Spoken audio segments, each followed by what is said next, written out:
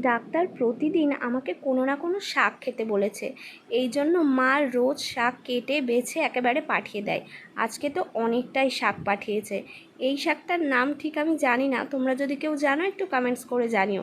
প্রথমেই আমি শাকগুলো একটা বাটির মধ্যে ঢেলে নিয়ে ভালো করে জলে ধুয়ে নেব, কারণ এর মধ্যে প্রচুর বালি থাকে, তাই খুব ভালো করে ধুয়ে নিচ্ছে। শাক আমি একদম সিম্পলভাবে রান্না করি, শুধুমাত্র রসুন এবং কালো জিরে ফোড়ন দিয়ে।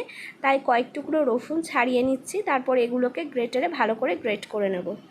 কড়া চাপিয়ে দিলাম, কড়া একটু গরম হলে এর মধ্যে অল্প তেল দেব, আর তারপরে কালো জিরে এবং রসুনটা ফোড়ন দিয়ে দেব। শাক আমার খুবই প্রিয়, যে কোনো ধরনের শাক খেতে আমার দারুণ লাগে। কড়াইতে শাকটা দিয়ে দিয়ে একটু নেড়ে চেড়ে নেব, আর তারপর এর মধ্যে হলুদ গুঁড়ো দিয়ে দেব, আর তারপর একটু জল দিয়ে দিচ্ছি যাতে শাকটা খুব ভালো করে সেদ্ধ হয়ে যায়। আর এর মধ্যে আমি নুনও অ্যাড করে দিয়েছি। এবার বেশ কিছুক্ষণ ফুটতে দেব। জলটা একটু শুকিয়ে আসলে তারপর নামিয়ে নেব।